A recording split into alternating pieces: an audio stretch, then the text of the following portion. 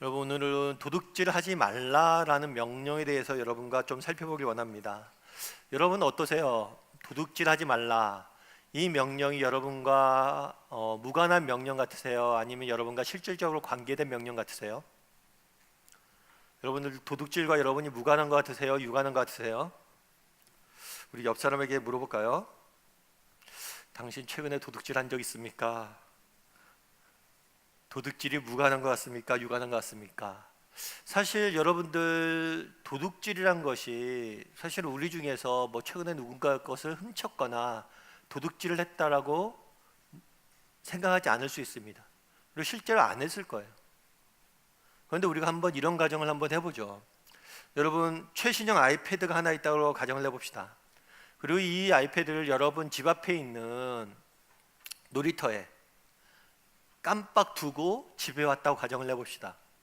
그리고 시간이 1시간, 2시간 정도 흘렀어요. 그리고 여러분이 다시 그 집 앞에 있는 놀이터에 갔을 때 저 아이패드가 그대로 있을까요? 사라졌을까요?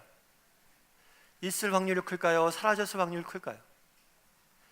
사실 사라졌을 확률이 큽니다. 그만큼 우리 사회는 누군가의 것을 가져가기 쉬운 사회가 되어 있다는 거죠. 또 여러분들 커피를 즐겨 마실 거예요. 우리가 마시는 커피 중에선 그런 커피들이 종종 있어요. 커피숍에 보면 이 커피는 공정무역을 통해서 얻어진 커피입니다. 이 공정무역이라는 건 뭐냐면 커피 원산지에서 제값을 주고 커피를 사왔다는 거죠. 반대로 이야기하면 공정무역에 대해서 이야기한다는 것은 반대로 불공정하게 정당한 대가를 지불하고 사오지 않은 것들이 많다는 것을 의미하겠죠. 어쩌면 오늘날 우리 사회는 굉장히 도덕적인 사람들, 도둑질을 많이 하지 않는 사람들이 살고 있는 사회일지 모릅니다. 그럼에도 불구하고 반대로 우리 사회는 도둑질이 만연되어 있는 부도덕한 사회일지 모릅니다. 따라서 이 도둑질하지 말라, 이것은 오늘 살아가는 우리에게 결코 무관한 명령은 아닐 수도 있습니다. 우리가 도둑질하지 말라는 명령을 살펴볼 때 우리가 가져야 될 굉장히 중요한 전제 중에 하나가 있습니다.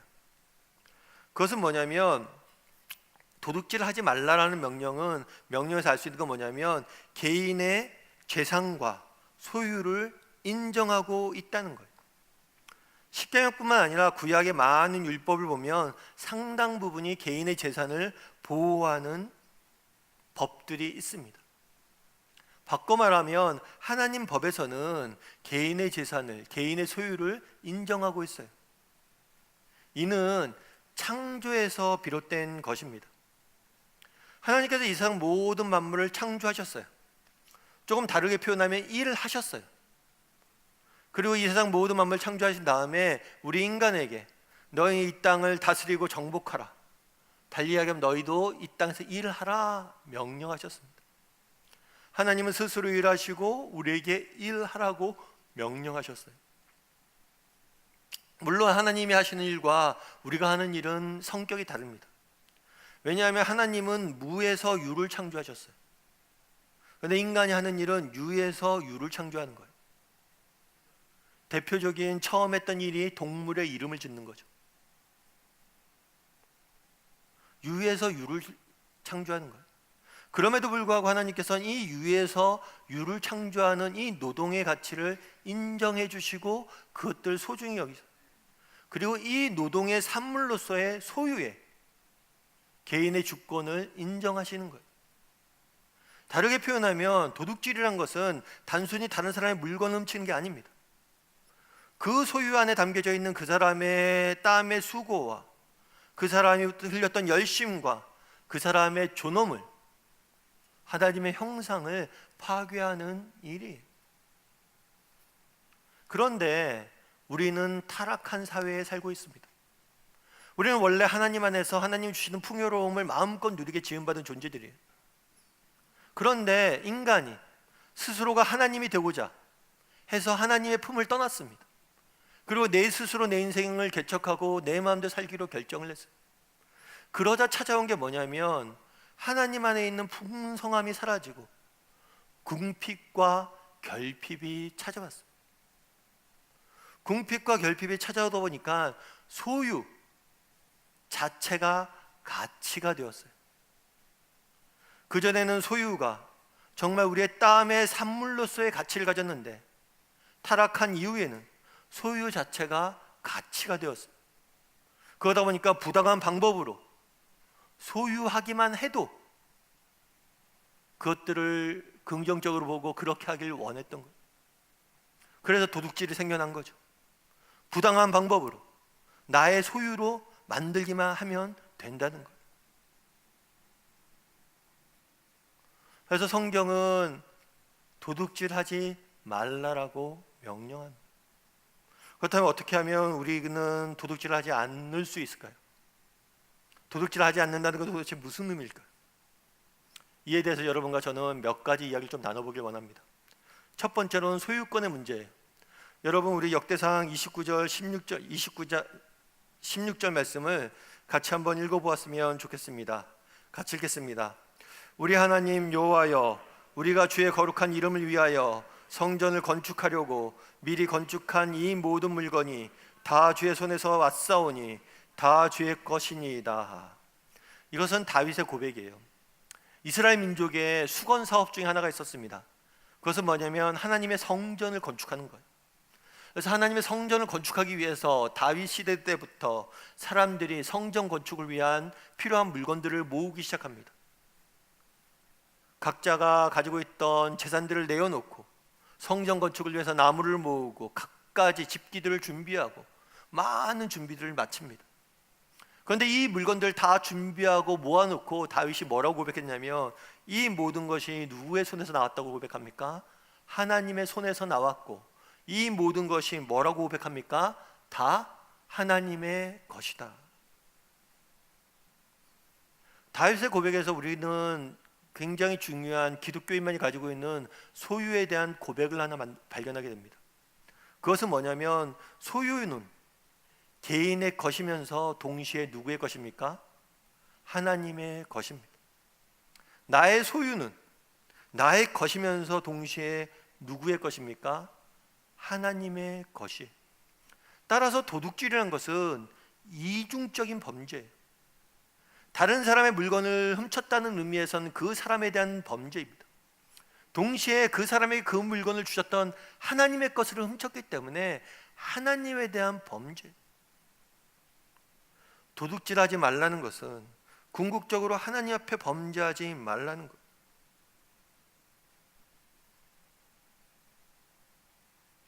여러분, 나의 것을 내가 훔칠 수 있을까요? 나의 것을 내가 훔칠 수 있을까요? 내 집을 내가 훔쳤다, 이렇게 말할 수 있는 사람이 있을까요? 내 집을, 내 돈을 내가 훔칠 수 있을까요? 있을까요? 없을까요? 훔칠 수 있다고 성경은 말합니다. 왜냐하면 내 것은 내 것이기 이전에 하나님이 나에게 주신 것이기 때문이에요. 내가 만약에 하나님이 내게 주신 시간과 재능과 소유를 정말 하나님 내게 주신 목적과 별개의 것으로 사용한다면 우리는 하나님의 것을 훔친 거죠.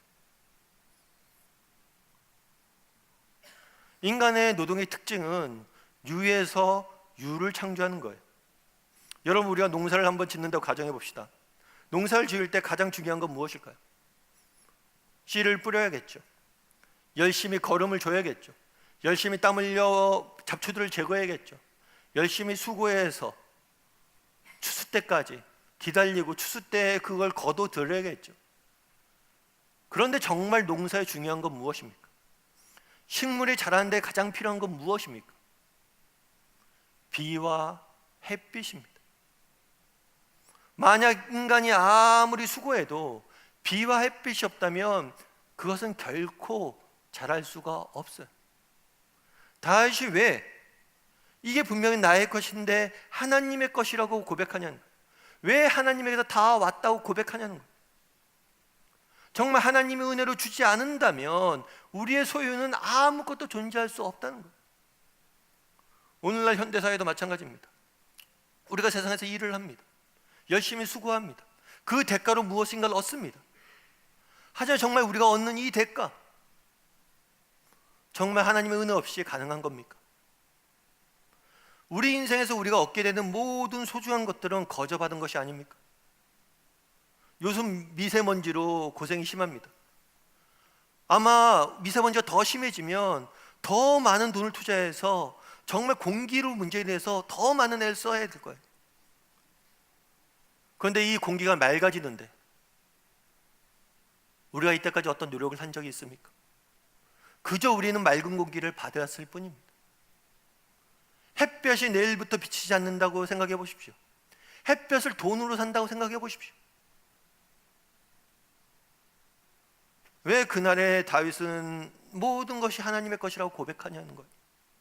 내가 수고하고 애썼음에도 불구하고 왜 하나님의 것이라고 고백합니까? 인간은 결국에 유에서 유를 창조하는 존재이기 때문이에요.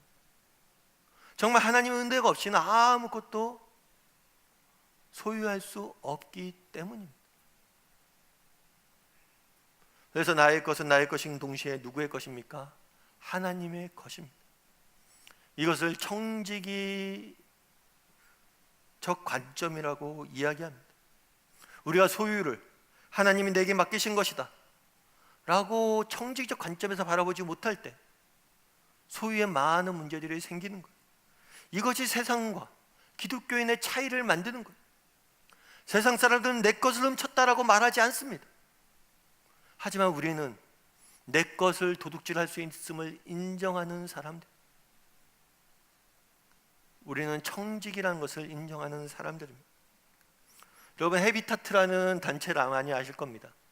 사랑의 집짓기 운동. 미국의 카터 대통령이 은퇴한 이후에 이 사역을 하면서 보다 많이 알려졌죠. 그래서 집 없는 사람에게 집을 지어주는 운동, 헤비타트 운동입니다. 우리나라에도 한국 헤비타트 운동이 있어요. 그런데 이 운동을 시작한 사람이 밀러드 풀러라는 사람이에요. 이 사람은 굉장히 가난한 집에 태어났습니다. 그래서 어려서부터 가난이 너무 싫었어요. 그래서 백만장자가 되는 걸 꿈꿨습니다. 실제로 백만장자가 되었어요. 30살이 되었을 때 사업에 성공을 했고 큰 저택과 수백만 평의 땅과 최고급 승용차와 요트와 돈 버는 재미에 빠져 살았어요. 그 어느 날 아내가 작은 쪽지에 편지 하나를 남깁니다. 여보, 이런 삶이 우리에게 도대체 무슨 의미가 있죠? 돈 벌고 누리고 무슨 의미가 있냐는 거예요. 그러면서 이 편지 안에 이 사람이 충격을 받았어요. 그래서 자기가 짓고 있던 큰 저택을 개조해서 재단을 만들어서 다른 사람을 돕는 데 썼어요. 그 다음부터 가난한 자, 집 없는 사람들 위해서 집 짓는 일에 헌신하기 시작합니다. 그 사람이 남긴 말 중에 이런 말이 있어요. 삶은 축복이자 책임입니다. 선물이자 책임입니다. 하나님 우리에게 이것저것들을 주십니다. 내게 시간을 주시고 재능을 주시고 건강을 주시고 소유를 주세요. 이것은 나의 것이고 하나님이 내 삶을 영위하라고 주신 선물이고 축복입니다. 동시에 이것은 책임입니다. 하나님이 내게 맡기신 것. 바라기는 우리 다음의 식구들이 정말 이 청지기 의식을 가졌으면 좋겠습니다. 삶은 선물임에 동시에 책임임을 기억하고 정말 청지기로서 정말 바르게 살아갈 줄 아는 저와 여러분이 되기를 주님의 이름으로 소원합니다. 두 번째로 소유의 문제와 관련해서 살펴보길 원하는 것은 신뢰예요. 신뢰. 빌립보서 4장 19절은 이렇게 되어 있습니다. 같이 한번 읽어보았으면 좋겠습니다. 같이 읽겠습니다. 나의 하나님이 그리스도 예수 안에서 영광 가운데 그 풍성한 대로 너희 모든 쓸 것을 채우시리라. 바울은 빌립보 교인들에게 편지를 씁니다. 그러면서 이 편지 속에 하나님이 어떤 분이신지 소개를 해요. 하나님이 어떤 분이시냐면 우리의 모든 쓸 것을 뭐 하시는 분이라고 소개하고 있습니까? 채우시는 분이시다 라고 소개하고 있습니다. 소유는 우리의 개인의 삶을 위해서 반드시 필요합니다. 소유가 없다면 이 땅을 살아가기가 어려워요. 그래서 하나님께서는 이 소유를 우리에게 허락하셨습니다. 그런데 문제는 인간이 하나님의 풍성한 가운데 거했을 때는 궁핍과 결핍을 몰랐어요.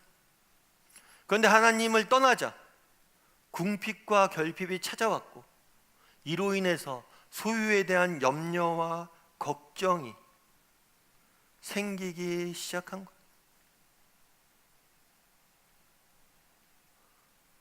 사실 오늘날 현대사회를 사는 40대, 50대 남성들 치고 정말 내일에 대한 염려와 걱정이 없는 사람들은 사실 없습니다.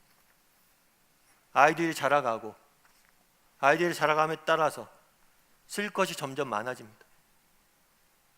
그럼 늘 고민이죠. 내가 마지막까지 달려갈 수 있을까? 우리 아이들이 자라서 정말 장성해서 시집장가 가서 스스로 먹고 살 때까지 내가 뒷바라지 할 수 있을까? 이 걱정과 염려와 고민과 두려움이 없는 사람은 없습니다.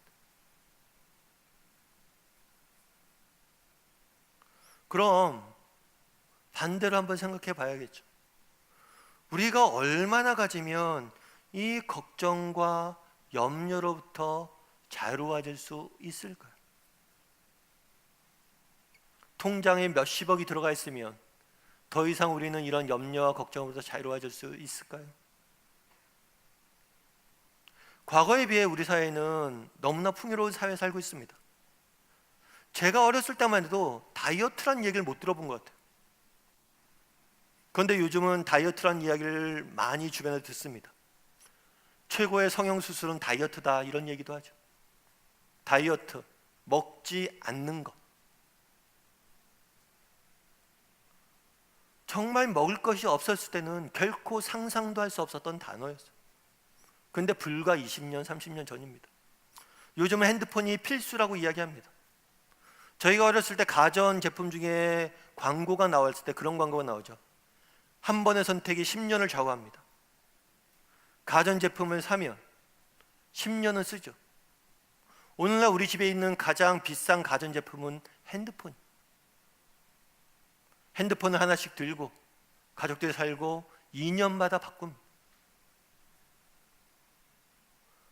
불과 20년에 비하면 엄청난 풍요를 우리는 누리고 있습니다. 그런데 과거에 비해서 우리의 소유가 엄청 늘어났음에도 불구하고 왜 우리의 삶 가운데 염려와 걱정이 끊이지 않습니까? 과거에 비해서 우리의 소유가 20배가 늘었다면 우리의 염려와 걱정이 20배가 줄어야 되는데 왜 점점 염려와 걱정이 많아집니까?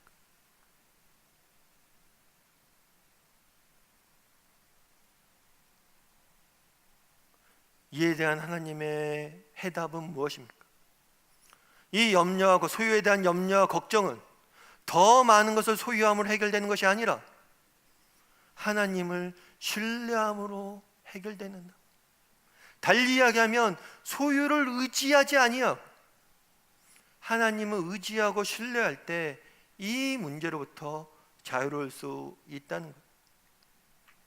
오늘 도둑질하지 말라는 명령은 광야에서 주신 명령입니다. 이스라엘 백성들이 출애굽을 해서 약속의 땅인 가나안 땅을 찾아가고 있었어요. 그 사이에 광야길에 있었어요. 근데 이 광야길을 걸어갈 때 40년 동안 하나님께 특이한 방법으로 이스라엘 민족들을 먹이십니다. 아침마다 하늘에서 만나가 떨어져요. 물론 이 만나를 거두는 일은 인간이 해야 됩니다. 40년 동안 매일 아침에 만나가 떨어지면 그걸 거두는 일들을 하면서 지냈어요. 이것은 이 땅을 살아가는 성도의 모형입니다. 우리는 거두는 일들을 할 겁니다. 매일 수고할 거예요. 하지만 우리의 거둠을 본질적으로 채우시는 분은 누구시냐는 거예요. 하나님이시라는 거예요. 40년 광야생활이 끝나고 나서 신명기에서 모세가 이야기합니다. 지난 40년 동안 우리가 굶은 적이 있느냐? 우리가 배고팠던 적이 있느냐? 하나님께서 우리를 굶기지 아니하셨다. 앞으로 약속의 땅에 들어가도 그렇게 하실 것이다. 하나님을 신뢰하라. 빌립보 교인들에게 바울은 무엇이라고 얘기합니까? 모든 것을 쓸 것을 채우신 하나님. 하나님께서 모든 것을 채우실 것이다. 네가 가진 소유를 의지하지 말고 하나님을 의지해라 말하는 거예요. 저희 조카가 최근에 이제 대학을 졸업을 하고 이제 취직을 했어요. 취직을 해서 이제 만나서 이런저런 얘기하는데, 야, 너 첫 월급 타서 뭐 했냐 물어봤어요. 첫 월급 타서 뭐 했냐 물어보니까 첫 월급 타서 뭐 할머니 뭐 어머니 뭐 내복 사다 드리고 뭐 그렇게 했대요. 나머지 돈 어떻게 했냐 했더니 그런 얘기 하더라고. 어머니한테 다 맡겼어요. 야, 너 용기도 좋다. 엄마한테 다 맡기고 엄마 쓰면 어떡하려고. 에이, 엄마가 쓰시겠어요? 첫 월급, 자녀가 벌어온 월급, 그걸 쓰는 부모가 있을까요? 그것만큼은 안 써진다고 그러더라고요. 다 모아놨다가 더 채워주면 채워주지 그걸 쓰는 부모는 없다. 저는 요즘 아이들에게 용돈을 좀 줍니다. 용돈을 줘서 이렇게 필요한 것들 사라 그러세요. 그래요. 그러니까 좀 좋은 점이 있더라고요. 왜냐하면 용돈을 안 주고 아빠가 사줄 때는 필요한 게 굉장히 많았는데 자기 돈을 살려니까 필요한 것이 갑자기 줄었어요. 다 사기 싫어졌대요. 그런데 이제 용돈을 주고 이렇게 하는데 또 그게 좋더라고요. 그래서 자기가 가진 것 같고 잘 관리해서 쓰는 법들을 배우게 하는 거 어렸을 때부터 좋겠다 이런 생각이 들었어요. 그런데 좀 부작용도 있더라고요. 뭐냐면 용돈만 자기 가진 돈만 생각하는 거예요. 그것만 계산하고 있어요. 뭐 용돈 제가 많이 준 것도 아니고 그거 가지고 뭘 하겠어요. 사실 내가 가진 용돈보다는 그걸 채워주시는 아버지를 볼 수 있어야 돼요. 우리도 마찬가지예요. 정말 하나님께서 우리에게 소유를 주신 것은 이것들을 통해서 우리가 배우고 이것들을 통해서 의미 있게 쓰기를 원하셨던 거예요. 다만 이 소유만 바라보고 이 소유만 의지하고 하나님을 보지 못하는, 아버지 되신 하나님을 보지 못하는 어리석음을 범하지 말라는. 여러분, 가뭄에 대하는 저수지가 아닙니다. 아무리 저수지를 크고 넓게 만들어도 가뭄 때 그 물은 마르게 되어 있어요. 가뭄에 대하는 비입니다.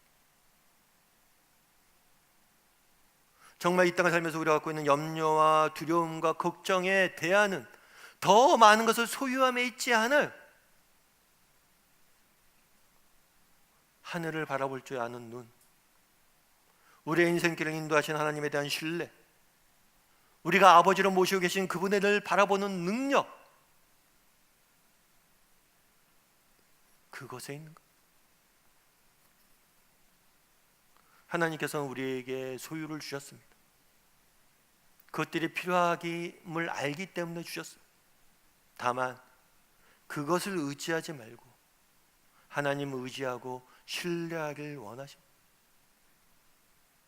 바라기는 우리 다음의 식구들이 정말 우리의 인생을 풍성한 것으로 우리의 모든 쓸 것을 채우시 하나님을 바라보았으면 좋겠습니다. 그리고 그분을 신뢰함으로 이 광야길 같은 인생길 걸어갈 줄 아는 저와 여러분이 되기를 주님의 이름으로 소원합니다. 세 번째 살펴보길 원하는 것은 나눔이에요. 에베소서 4장 28절 말씀을 같이 한번 읽어보았으면 좋겠습니다. 같이 읽겠습니다. 도둑질하는 자는 다시 도둑질하지 말고 돌이켜 가난한 자에게 구제할 수 있도록 자기의 손으로 수고하여 선한 일을 하라. 오늘 에베소 말씀을 쓰면서 바울은 도둑질하지 말라라고 경고하고 있습니다. 그런데 재미있는 것은 뭐냐면 도둑질하지 말라는 것의 반대말, 도둑질하지 말고 그럼 어떻게 하라고? 네가 땀 흘려 수고하고 너의 먹을 것을 채우고 네가 스스로 일한 것으로 네가 먹고 가져라 라고 이야기하지 않는다는 거예요. 도둑질하지 말고 무엇을 하라고 이야기합니까? 손으로, 너의 손으로 수고하라고 이야기해요. 여기까지는 맞아요. 그런데 왜 손으로 수고해야 됩니까? 가난한 자를 돕기 위해서, 선한 일을 하기 위해서 수고하라고 이야기해요. 도둑질을 하지 말라는 말의 반대말은 가난한 자를 돕고 선한 일을 하는 것. 달리 이야기하면 소유를 우리에게 주신 목적은 무엇입니까? 그것들을 통해서 우리의 삶의 필요를 채우길 원하십니다. 또한 소유를 주신 목적은 무엇입니까? 선한 일을 위해 주셨다는 것. 소유는 하나님이 우리를 자신을 위해 주신 것이니 동시에 다른 사람을 돕도록 주신 것입니다. 그럼 왜 하나님이 이런 방법을 택하셨을까요? 우리가 가진 것으로 다른 누군가를 도움으로 하나님의 마음을 알고 마음을 닮아가고 하나님의 일에 동참하기 원하셨던 것. 소유를 주신 이유는 무엇입니까? 나눔을 통해서 기쁨을 누리게 하시기 위함입니다. 소유를 가지고 다른 사람을 도움으로 하나님이 누리셨던 사랑의 기쁨을 누리게 하기 위함입니다. 우리에게 주신 것을 가지고 다른 사람을 섬김으로 우리가 예수 그리스도를 닮아가게 하기 위함입니다. 만약 소유를 가지고 나를 위해서, 나만을 위해서 나의 것으로 사용한다면 우리는 소유가 가지고 있는 소유 안에 담겨져 있는 참된 기쁨과 소유 안에 담겨 있는 참된 의미와 소유가 갖는 진정한 힘을 못 누리고 있는 것. 오늘 본문에 도둑질하지 말라라고 명령하십니다. 이것은 개인적 명령일 뿐만 아니라 공동체적 명령이에요. 만약에 우리가 섬기고 발딛고 있는 이 사회가 정말 도둑질을 할 수밖에 없는 상황으로 가고 있다면 그것을 막아야 되는 책임은 우리에게 있다는 거예요. 정말 가족을 지키기 위해, 나의 생존을 위해 도둑질을 할 수밖에 없는 상황으로 우리 사회가 가고 있다면 그걸 막으라는 거예요.